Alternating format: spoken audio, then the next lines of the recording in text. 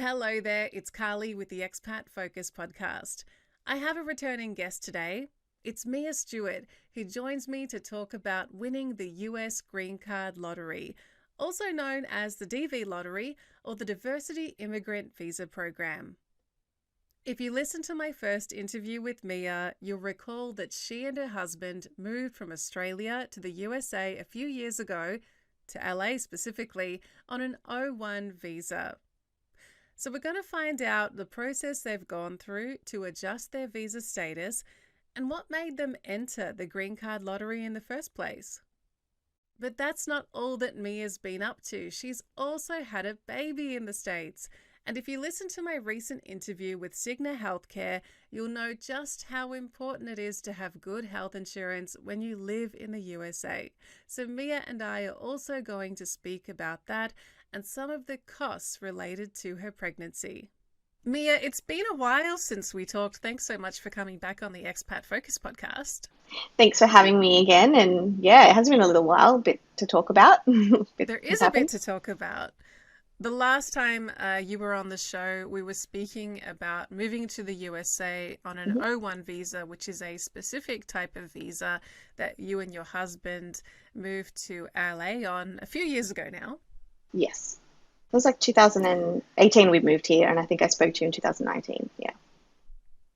And since then, a couple of developments in your life. You have won the Green Card Lottery Hmm. and you've had a baby. Yeah. A lot of big things. Yeah. So I'd like to get into both of those subjects on this episode. For anyone else who is looking at a move to the USA or looking at having a baby stateside, I think this will be really useful information. Let's start with the Green Card Lottery because I have heard about this a few times over the years and I vaguely understand it as a way that you can apply for permanent residency in the USA, and it's literally a lottery every year to see who gets in. Yeah. Yeah, that's right. So I believe that you apply, I think in October, and then you find out in May. Or it could be the other way around. You apply in May and then you find out in October. So then it's for the following year that you then process the application. And you are basically assigned a number for your application.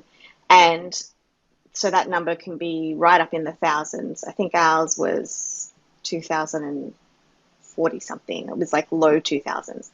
Um, and so there's this, my husband was really good at researching everything, by the way. There's really great resources online, and there's this whole spreadsheet run by this immigration lawyer that was really helpful because it showed other people kind of contributed to it and showed what their number was and where they were processing and where was a good place to process. So we did ours in Los Angeles, and we applied for a adjustment of status because we were already physically here. So when you're outside of the US, it's a different process. So ours was based here in the US. We were already on an O1 visa, so we were doing an adjustment of status, which sometimes means you don't have to go and do an interview. The big steps with the with the green card application is after you do the application and getting all of the bits of the documentation was probably the trickiest. Like you have to get proof of high school certificate, like all your like VC, HSC, results, high school results, university results, and so it's like calling up, your parents. Do you have these documents in the garage? 20 years ago. Yeah, birth certificate, marriage certificate, all of that stuff. So that was actually the longest process. And sometimes some people might not even get past that stage, So, being able to find that documentation. So that's that step. And then submitting all of that. And then once it's received, you have a certain time frame in which to do a medical and then send that through. And then once that's done, you will receive, oh gosh, this whole process took like 6 months, by the way. This is So that, just to apply or after you find out that you've been successful? oh, so I apologize. Just to apply is completely free and you can do that online. So then once you've won the lottery, these are the Right. steps to Okay. actually, but To also there's qualify a your lottery win, is it kind of win. what you're Yeah. doing? So winning Okay. doesn't guarantee a visa. Winning doesn't mean you actually get the green card. There's this whole process as well. Um, and like I said, the numbers, if your number is so high, you might not even have a visa allocated. After after all the processes that you do, you might get to the end and they might say, and this has apparently happened to people in their actual interview. They might say, "Oh, we've run out of visas. You actually don't get one." Oh my Um, gosh. yeah, and Dave found all this out through this forum, this spreadsheet that he was kind of intensely looking at and checking on every week as we were kind of, going through our process. So So why yeah. did you decide to backtrack? Why did you decide to move from the O1 visa to try for a US green card? Oh, so it was purely because the O1, because basically the O1 is only 3 years, valid for 3 years. So you have to reapply. And that is a pain in the bum because, it's a lot of paperwork. You have to contact um, people for deal memos. You have to, basically, it's a whole like 3 or 4 months out of your life where you just have to get everything in order. It's not just a matter of like reapplying because you've had a previous one. You have to essentially each time it's a new application. Um, and it was just stressful in that way because it wasn't guaranteed that we would get it each time. So it's like every 3 years, I feel like our lives are kind of on hold. And if we don't get it, what do? We have to move everything back, and move our lives back. So the winning the green card lottery just made sense because it meant a guaranteed 10 years here. And So especially now with a I baby, always it made thought sense. the green card meant that you could stay in the USA indefinitely. Does it give you a pathway to stay in the States I believe forever? so. Okay. I believe so. I guess you could reapply or then just apply for citizenship after that point. But um, and I actually don't know the renewal process of the green card, but ours is valid for 10 years. It gives you And I clarity for don't, the next decade, which is important. it, exactly. And it also means it's easier to come and go. There was always a little bit of concern with the O1 if we got pulled up by immigration when we were coming in or out. Because it is work based, and so it just doesn't feel as secure as a green card. You guys are in California working in the entertainment industry.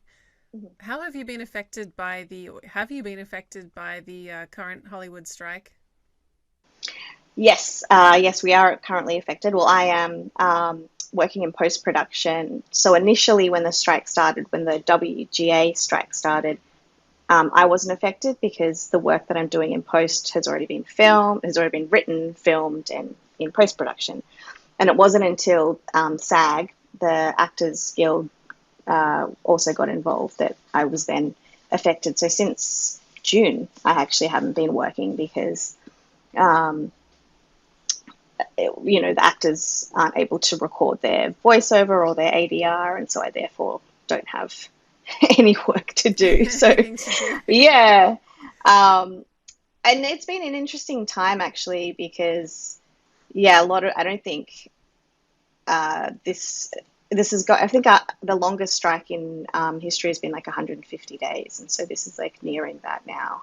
It could be the longest strike. So no one really knows what's going to happen. People are kind of thinking it'll go into next year, which is a little bit of a concern for It's many. not just Yeah. visa concerns, but suddenly it's work concerns as well.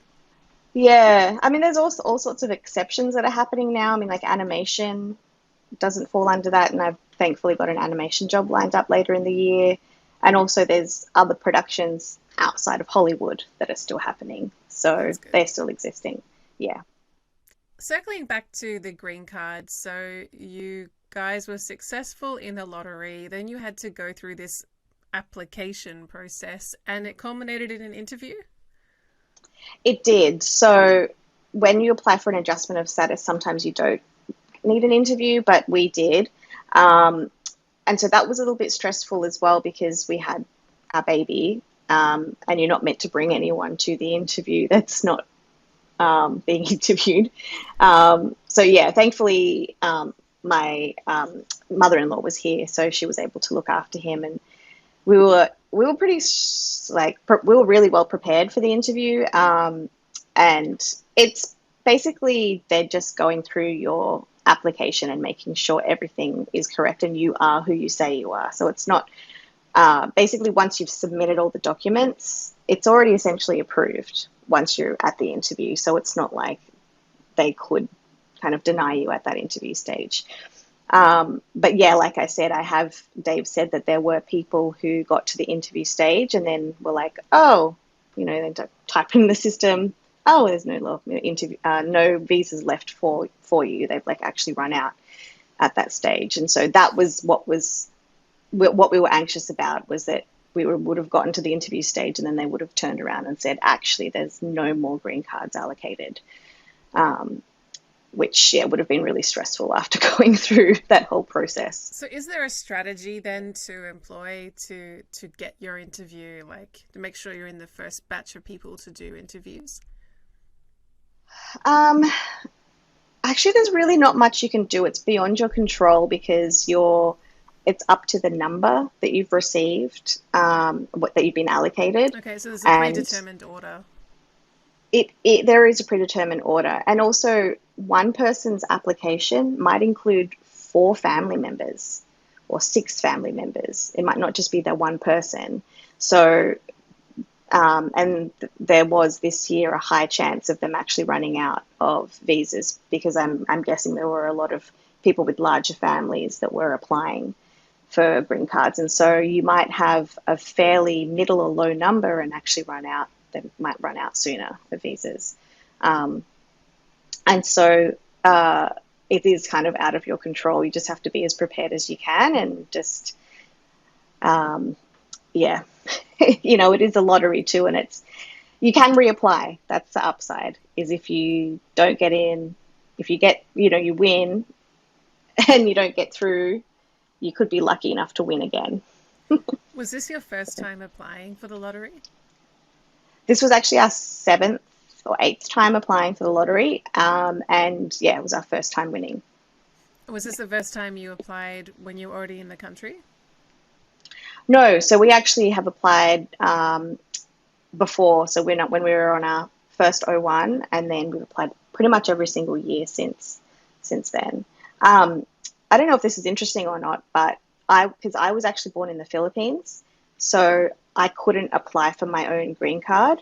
It wasn't until Dave and I were married. So before we were married, we were just applying through him. So we had one entry and it was him. But because we got married and he was born in Australia, I was able to apply through him. And last year I was the one that won, which is interesting because before we were married, I couldn't apply.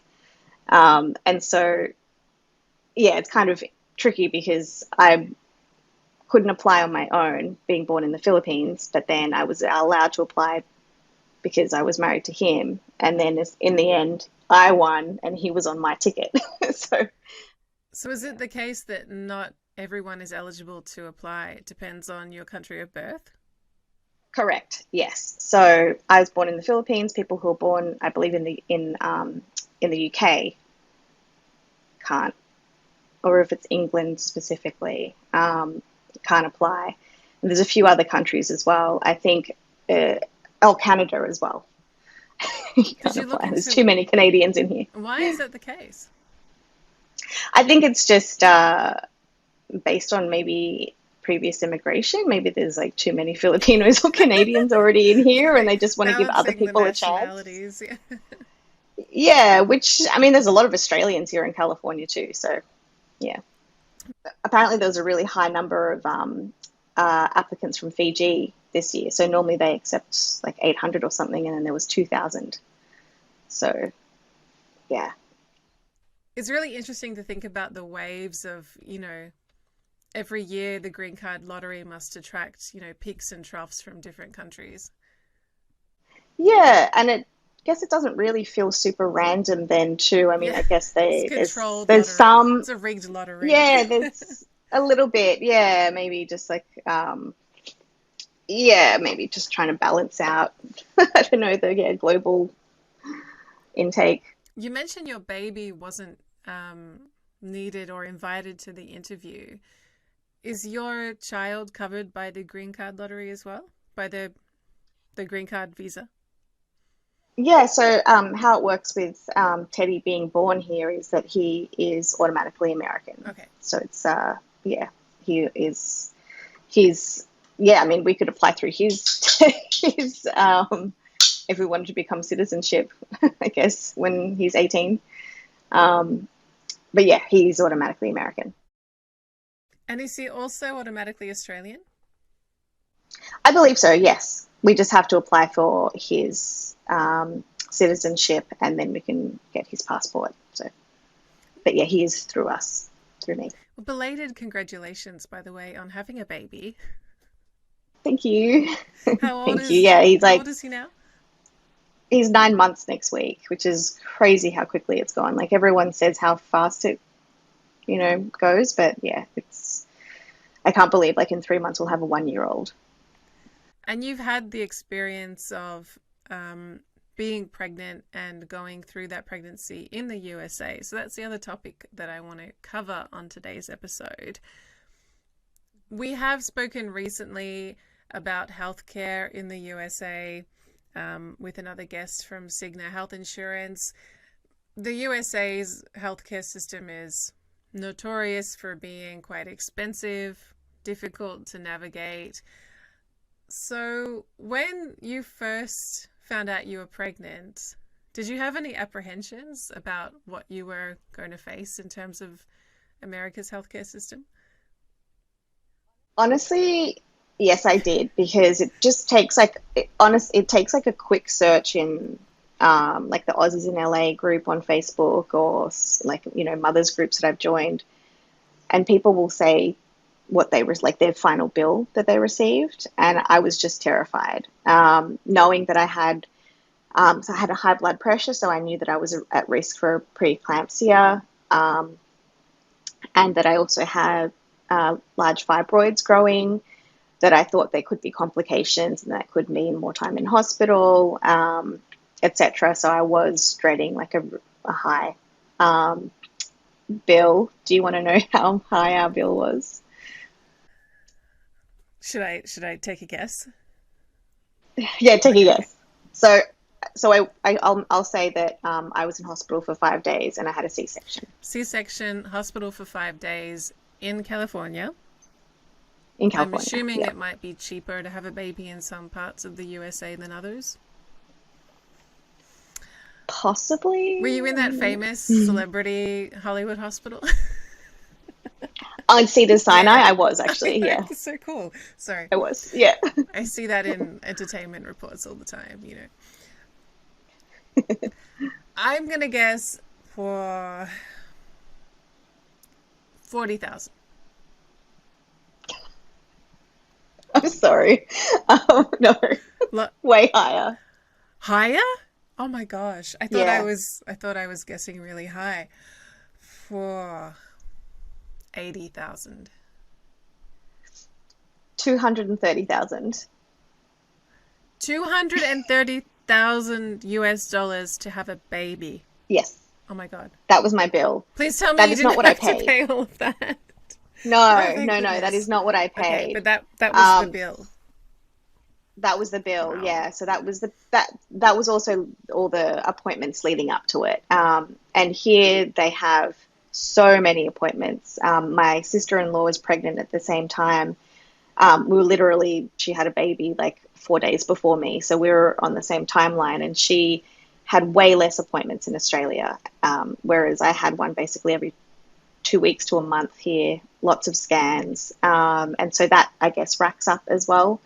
Um, but yeah, 230,000, and I feel like that's probably above the average based on some of the mothers forums I've been looking at. Probably around 100 to 150,000 is probably the average bill Gosh. that people have for, yeah, probably less if you don't have a C-section. I'm sure the C-section drove that price up as well. So tell me about some of these appointments that you had to have leading up to the birth. Yeah, so we had I guess there's a 12-week scan, which is a milestone where you can find out the gender of the baby, and they check for normal growth, and they do the measurements. Wait, no, the measurements is at 20 weeks. So those are the step ones that also happened back in Australia. But there were backtracking on the step one. Sorry. You first find out you're pregnant. Yes. Go Yes. to your doctor to confirm that's the case. Are you then advised Yes. to go and find a baby doctor? So my experience might be a little bit different because I knew that I had two large fibroids. I specifically sought out a doctor that specialized in that, and that because I knew I possibly would have to then have a C-section, I wanted to find the best the best This is why you ended up at obstetrician the for Hollywood that. Hospital, right? The celebrities Yeah. hospital. Yeah, it was funny when we came in, Dave was like, so which way did the Kardashians Yeah. enter? Like, What do about they have a Britney? secret Yeah. entryway? Or yeah. um, yeah, so after finding an obstetrician that I was happy with, I'm sorry, he's crying. No, He just it's woke up. on cue. Yeah. um, then they kind of schedule all the appointments for me based on, like I said, because I have high blood pressure, so I probably had more checkups than normal. But basically, I was there every month, the 12-week, 20-week. The interesting thing, though, for me, and will be different for someone else, is that I had my second trimester in Australia. And that was interesting because I had to pay for everything there. Even though I was on Medicare and Medibank private, nothing was So you covered. still had your Australian health insurance active. Yes, I did. I knew I'd be there for a few months, so I immediately, as I landed home, I signed up again for that. And then I also had access to Medicare still. And so why Because couldn't you get yeah. anything covered on Australian health insurance? They kind of knew you weren't They resident, or? No, so certain things like my anatomy scan, they just aren't covered. Oh, They just aren't covered. I had to pay upfront for that one. It might normally be covered. It might just be Medibank, or the particular specialist that I went to, but that wasn't covered. And then, my checkups with the obstetrician after bulk billing, I think I ended up paying $60 or something per visit. I had about 3 or 4 when I was there. But back here in LA, I probably only paid like $30 per visit. oh wow. And sometimes nothing, actually. Sometimes I paid absolutely nothing for I my was expecting scans. something like So, $500 at least per scan. no, absolutely not. And also, the clinic that I went to provided a 3D scan as well at around 20 or 24 weeks. And I think that you have to pay for that in Australia. So there were just little things like that where it felt so smooth and like really taken care of here, because in the back of my head, I knew that I was covered for everything because my health insurance is I really was good. going to ask, does it come Yeah, down to the quality of your health insurance? it does. It absolutely does. So I'm with Anthem Blue Cross Blue Shield, which I believe is only Blue Cross in some states. It's not also the Blue Shield network. It's a little confusing that it differs from state to state. But essentially, it's a PPO, which means that you have the choice of going in network or out of network. HMO means you're essentially seeing, or you have like one doctor that then will, basically you're limited by your providers. So you can't just go see a specialist that you want to see. You're kind of locked into a certain network. And that's who I was. I was actually with Kaiser before I was pregnant, and I didn't really like their gynecologist that I was seeing, and so I changed insurance for that. And it just feels so bizarre. Like, having to shop around and being limited to who you can see. It Just we're feels not used to bizarre that in to have to Australia. You can basically, completely change insurance just because you don't like the gynecologist. You can't just ask to see someone else at the clinic or.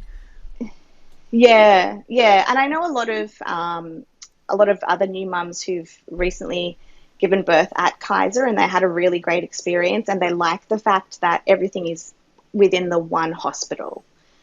So, their doctor or the specialist, everything's contained, and they like that. But for me personally, because I had other health issues and I had to see other specialists, it just made sense for me to have a PPO type insurance. But the big thing for me is my insurance is through my union, through work. Everyone's insurance is basically tied to their work in America. And so mine is through my union, and I pay nothing for my health insurance, basically. Um, and my dependents are like $25 per month compared to like the 900 that we were paying when I wasn't in the union. So it's a big It's difference huge, financially. absolutely. And Yeah. so you said your bill was over 200 grand, but how much Yeah. did you actually have to pay? Oh, so I can find that out. I think it was something like 1500. 1,500 US dollars. That's amazing. Yeah. Yes, And it scary is. for people that don't have good Um, health insurance. Absolutely.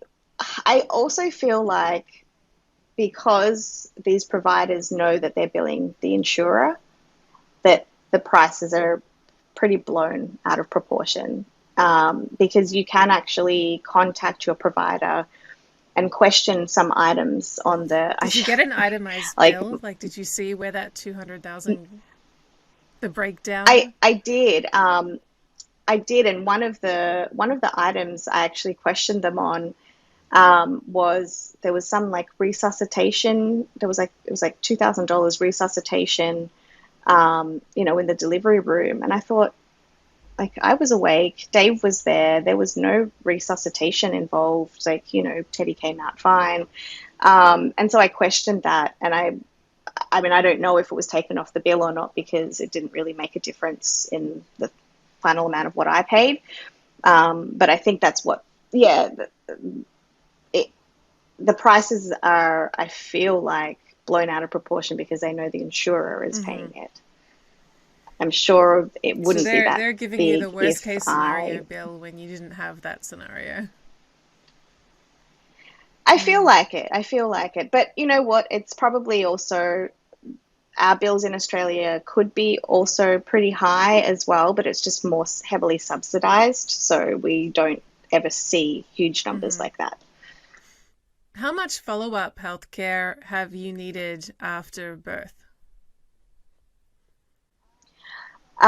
So I had a 6-week appointment just to check the C-section scar and healing and everything. And then I requested another scan afterwards to check how the fibroids were going because I wanted to make sure if we try for another baby that that's not going to be an issue because they were quite large. The thing with fibroids is, especially when you're pregnant, is because of the blood flow in your uterus, they also grow.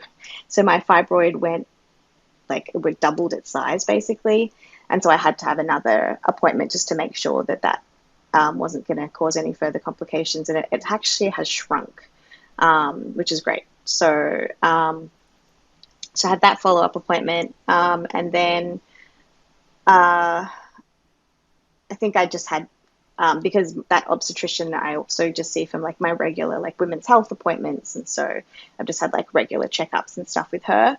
Um, and then I guess I won't see her again until we decide to have another baby.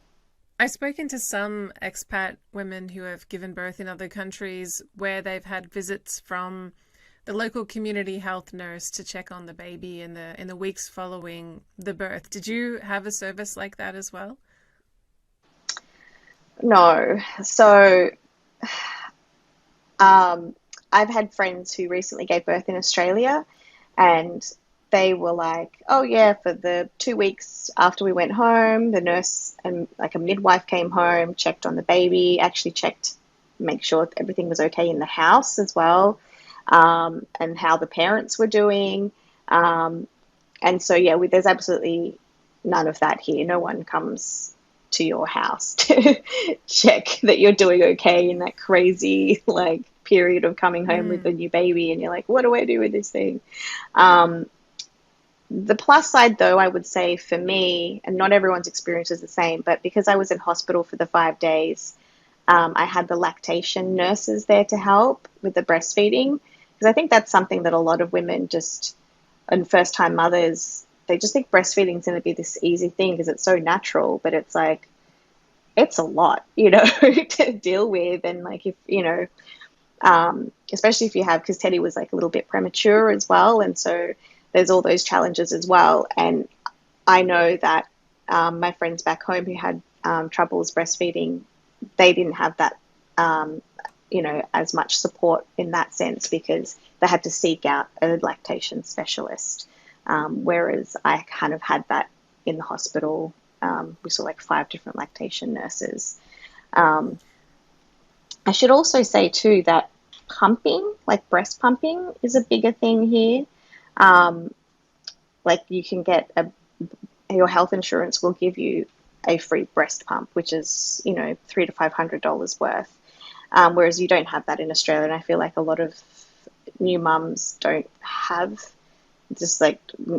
necessarily think about pumping as much. And I thought at first that it was a really good thing that the insurance here provided a free breast pump. But then I realized, like, the reason they do that is so that you go back to work sooner, because you're pumping milk for the baby, and then you can, like, I was like, it's kind of more based on the fact that you have to go to work sooner. And so I was like, oh, that's why they need to give people because free I've read breast in pumps. the States that you don't get a lot in terms of maternity leave. Is that right? There's absolutely pretty much no maternity leave, depending on your workplace.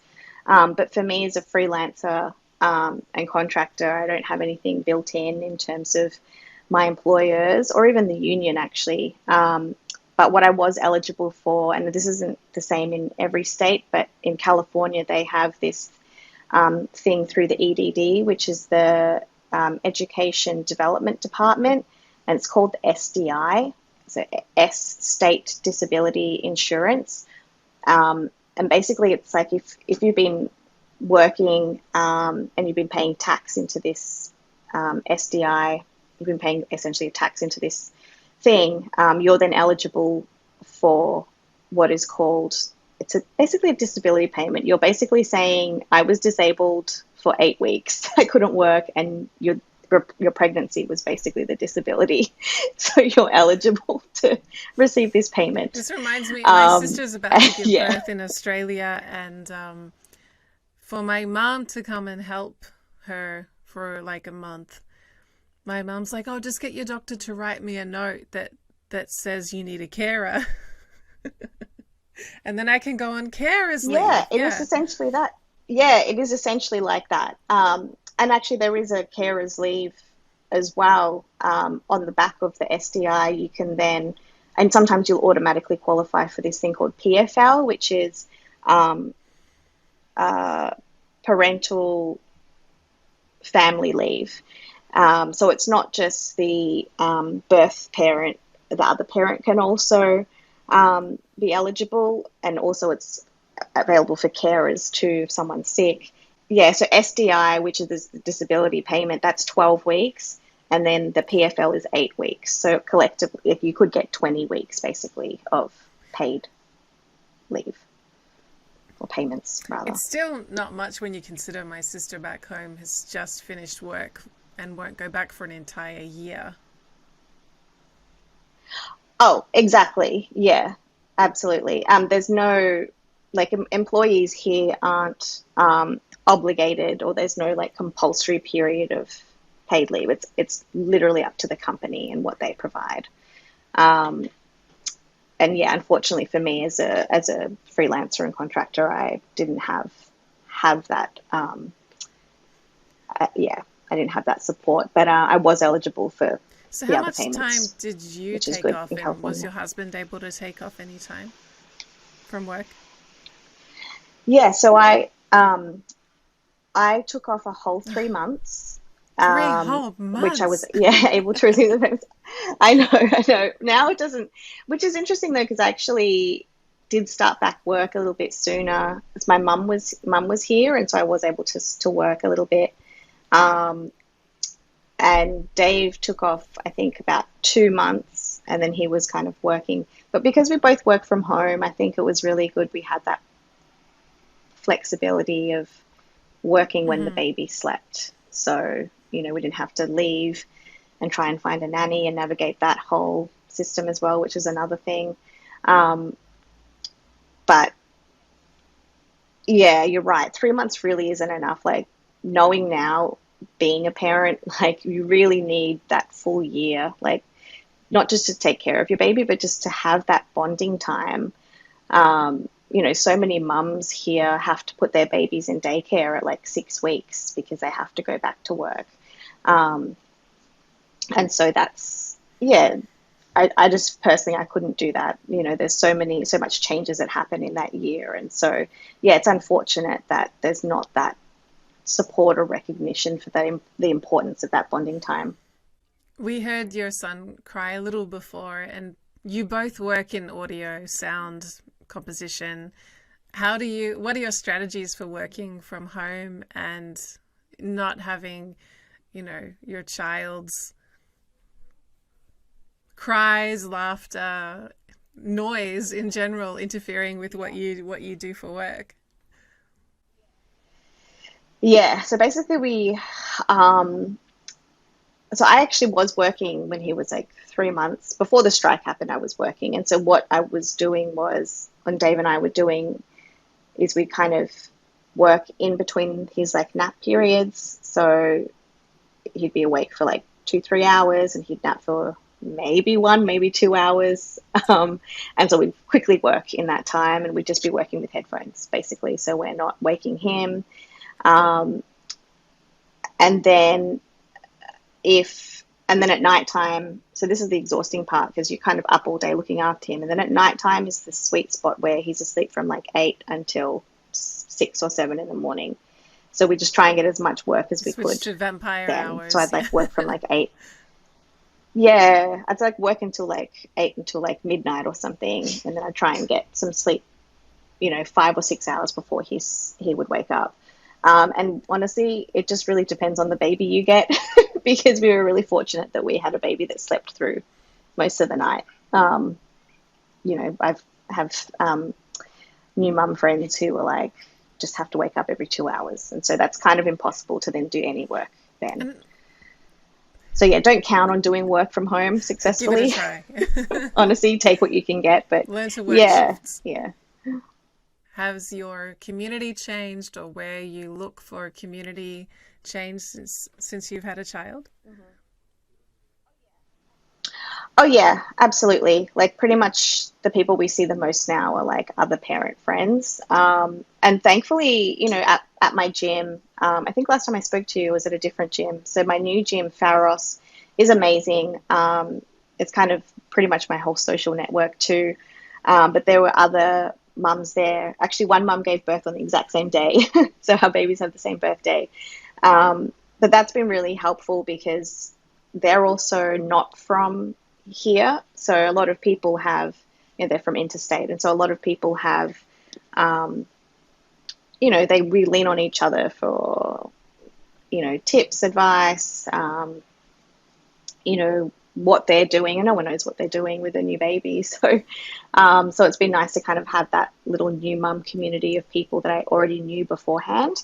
And then I've met some new mums as well through this app called Peanut, That's a cute which name is for an like, app. um, it's super cute. So it's like kind of like But Bumble for Friends, parents. but like just Oh, that's so specifically, cute. yeah, Yeah. specifically for mums. I don't know if there's one for dads actually. There probably should be one. But there's, yeah, Peanut for mums, and I found some mums that live nearby that have a baby the same age.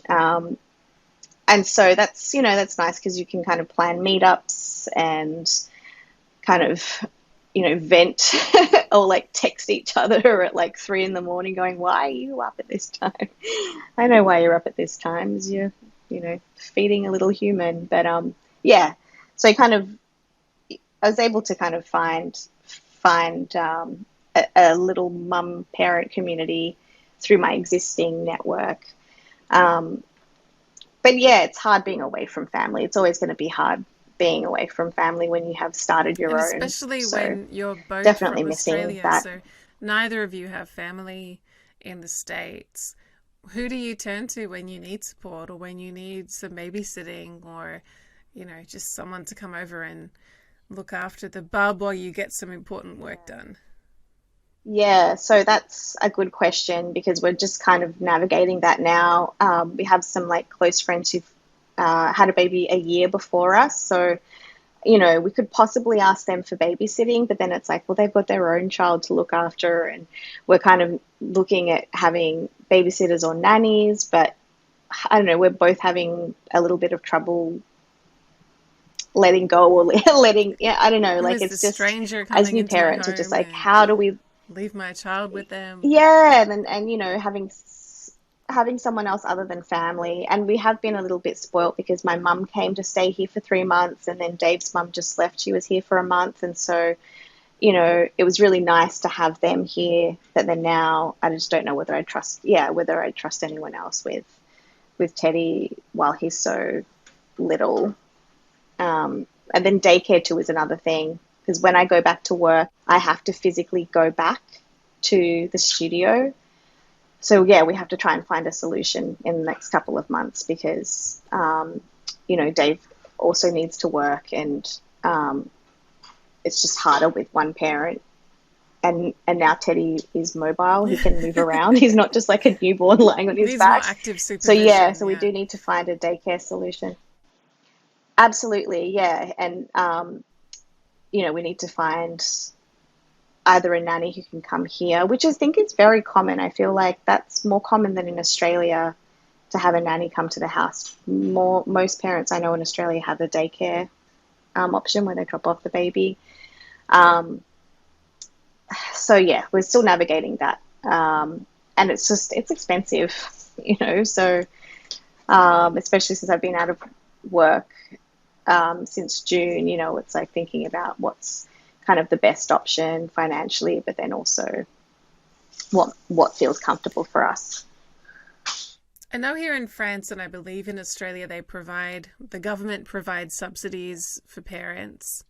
Is it similar in the States? Can you get a childcare subsidy, for example, or money towards a nanny from the state? I believe there is, and again, it might be through your employer, but I haven't looked into that. I believe there's like a small subsidy, um, but it's kind of the same in Australia. So if you have a baby that goes for like 5 days, you're essentially getting a subsidy for 2 days. So essentially, you're just working to pay the daycare, really. So for me at the moment, yeah, I haven't looked into anything like that. And the prices would be looking at it would be cheaper to do a daycare than a nanny at home. And I don't think a nanny would be subsidized. Actually, if anything, it would be daycare would be subsidized.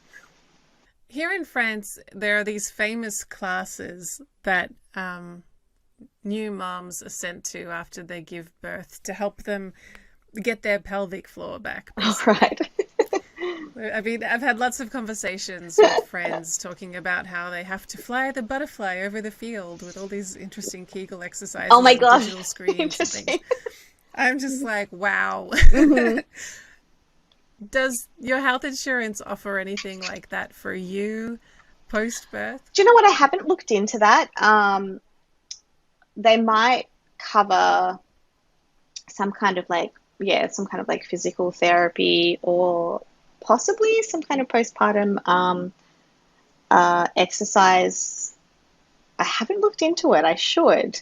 Um, but yeah, I mean, I've been trying to be good with like my Pilates and everything like that. But it's just hard to leave the house, honestly, like with a baby. So that's another thing. But yeah, there's nothing kind of provided, no program provided or anything like that. Just finally, Mia, based on your pregnancy and birth experience in the United States, if you do go for baby number 2 in the future, what would you do differently? Honestly, I feel like even though I had like complications with my preeclampsia, my high blood pressure, um, and that was a little bit scary, I feel like I wouldn't do anything differently.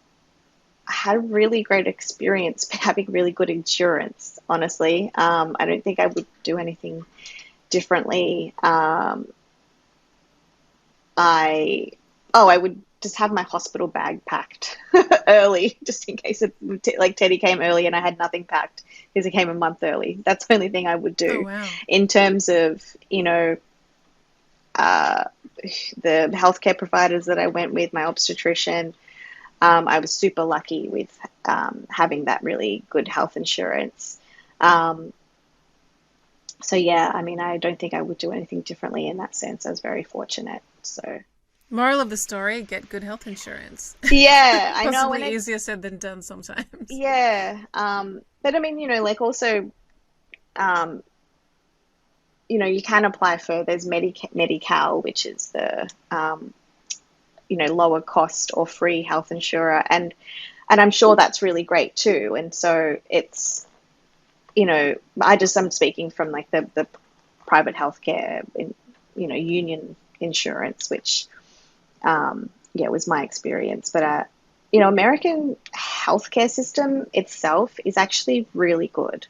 It's just the insurance side of it that is tricky, but the actual quality of the hospitals, the quality of the care, amazing staff where I was, like it's just really good, and I'm really glad that we decided to give birth actually here in America compared to Australia. Mia, thank you so much for coming back on the podcast and sharing your experiences winning the green card lottery Yeah. and having a baby in the USA. Yeah, well, thank you for having me. That's it for today. You can roll back to my first interview with Mia to learn how to move to the USA on an O1 visa. And for everything you need to know about how healthcare works in the States, check out my chat with Kate Lambon from Cigna. Don't forget to follow and subscribe however you like to listen to the show. We love reading your comments on social media. We are Expat Focus. Expatfocus.com is our website where you will find a link to sign up to our newsletter, and I'll catch you next time.